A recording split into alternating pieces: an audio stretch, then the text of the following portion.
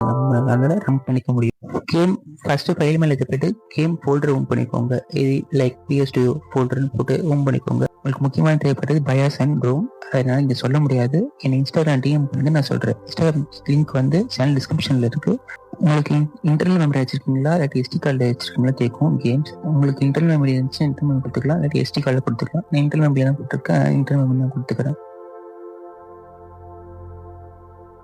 Bias வந்து இது தனியாக பயாஸ் வந்து ஒரு ஃபைலில் போட்டு வச்சுக்கோங்க, கேம் தனியாக ஃபைலில் போட்டு வச்சுக்கோங்க. அப்போ தான் உங்களுக்கு கன்ஃபியூஸாகவும் இருக்கும். இல்லாட்டி கேம் வந்து உங்களை ரன் பண்ணும்போது உங்களுக்கு ஹோம் ஸ்க்ரீனில் எல்லாமே ஒரே கொச்சன்னு இருக்கும்.